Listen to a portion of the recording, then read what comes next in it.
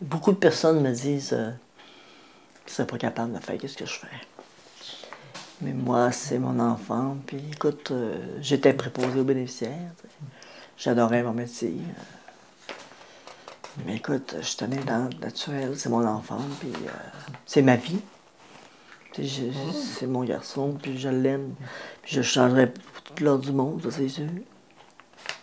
Puis je pense pas que lui me change non plus. Hein? Non plus.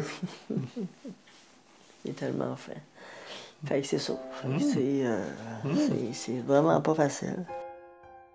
Les animaux sont mieux traités. Ben oui. C'est ainsi que se sent Isabelle Côté depuis près de 5 ans. Isabelle a dû quitter son emploi de préposée à l'hôpital pour s'occuper de son garçon à temps plein et depuis, elle déplore le manque de soutien aux proches aidants. Elle ne reçoit aucune aide, mis à part le maigre chèque emploi-service qui lui est posté chaque mois. À l'hôpital, je m'occupais des bénéficiaires. OK? Je m'occupe d'un bénéficiaire, mais c'est mon enfant. Puis, ce qui me cause vraiment problématique, c'est que moi, je ne peux pas retirer d'aide sociale à cause de ça. Puis là, je viens d'avoir une bonne augmentation, presque 35 $. Puis je peux pas avoir de logement, un logement HLM, un logement d'habitation à prix réduit, là, à cause de ça. Et le temps n'aide certainement pas les choses parce que plus Marc-André vieillit, moins les offres d'aide se présentent.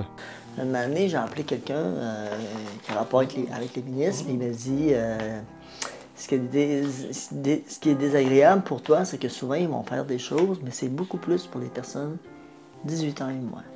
Parce qu'ils n'ont pas leur dire qu'un coup qu'ils ont 18 ans, ils sont capables d'aller dans des centres, dans des activités, dans des maisons de répit, que Marc-André à l'avant, à temps partiel. Maintenant, il ne peut plus parce que la personne elle a des patients trop lourds. Plusieurs maisons de répit existent à travers le Québec pour les personnes avec incapacité. Cependant, celles-ci ne sont pas adaptées pour les enfants mineurs ou majeurs avec de graves incapacités, comme dans le cas de Marc-André. Ce que je veux dire, c'est que Marc-André, il offre de l'aide, que lui pourrait participer. Mais vu sa condition, c'est impossible. C'est complètement impossible. Il ne peut pas, à cause de ses stimuli, à cause de ses affaires, puis... Le répit est dispendieux pour plusieurs et l'occasion d'en profiter ne se présente pas assez souvent pour les parents avec des enfants avec plusieurs incapacités comme pour Isabelle. Madame Côté a eu 5 jours de répit cette année, 4 jours l'année dernière, et elle explique avoir beaucoup de difficultés à déconnecter complètement lorsqu'elle peut enfin se reposer. Le Québec a investi en 2023 50 millions de dollars sur 5 ans dans le but d'améliorer la situation.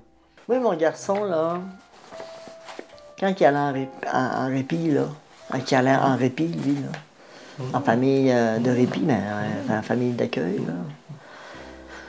J'arrivais ici, là, dans la maison, là. Ça m'arrivait de pleurer pendant une demi-heure, parce que je me disais, tu sais, t'as toujours l'impression qu'il va arriver puis il va te demander quelque chose. T'as toujours l'impression qu'il va arriver puis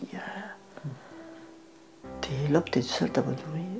Ce que tu peux vivre, là, c'est juste toi qui peux le comprendre.